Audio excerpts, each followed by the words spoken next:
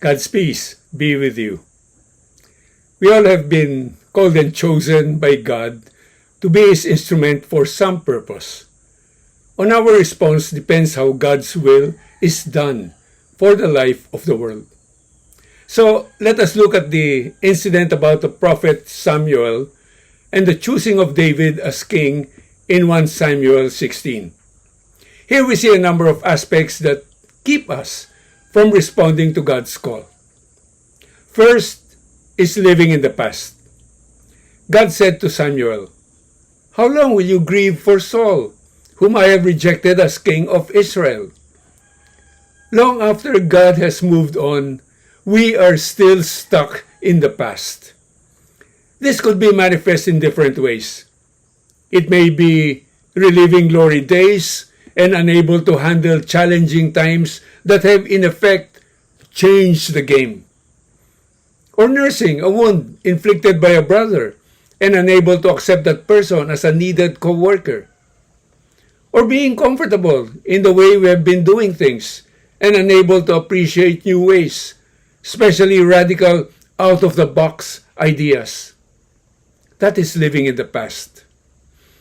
Second aspect that keeps us from responding to God's call is fear. Samuel asked God, "How can I go? Saul will hear of it and kill me." We can be paralyzed by fear of what we already project to happen. Also, when he entered Bethlehem, the elders of the city came trembling to meet him and inquired, "Is your visit peaceful, O seer?" We can be paralyzed by fear of the unknown. For example, it may be looking at all the human reasons why something cannot be done, rather than looking at how God seems to be acting in a particular situation. So we must remember, our ways and our thoughts are not God's ways and thoughts.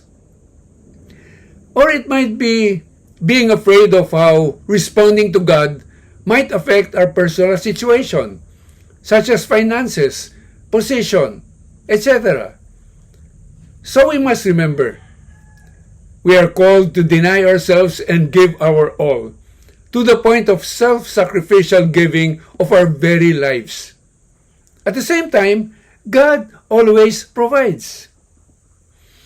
Or it might be being protective of what we already have or built up through the years, which might be threatened by new ways. So we must remember, God makes all things new, and our part is to empty ourselves so God can fill us with whatever He wants.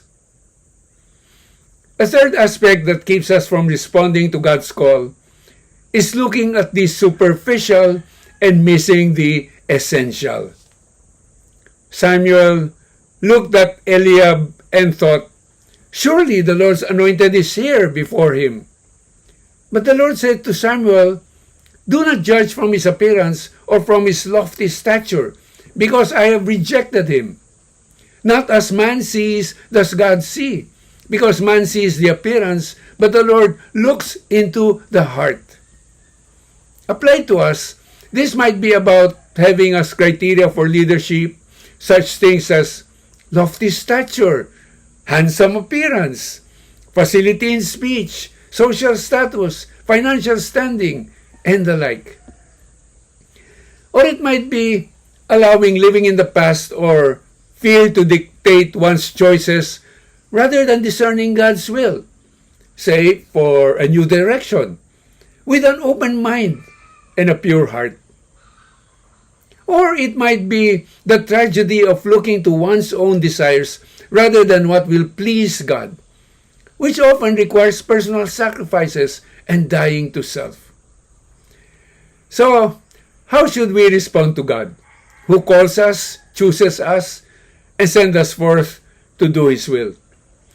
We read in 1 Samuel 16 verse 4, "Samuel did as the Lord had commanded him."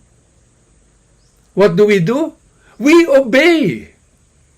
We do not look to our personal preferences, our comfort zones, our own human vision for the future. We do not allow fear or uncertainty or potential radical overturning of our lives to hinder us. We do not cling to the past, but look expectantly and hopefully excitedly to the future.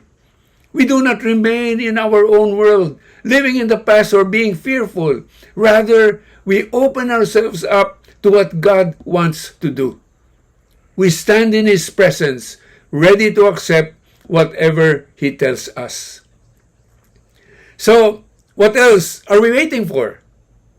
God says to us in 1 Samuel 16 verse 1, "Be on your way." God bless you.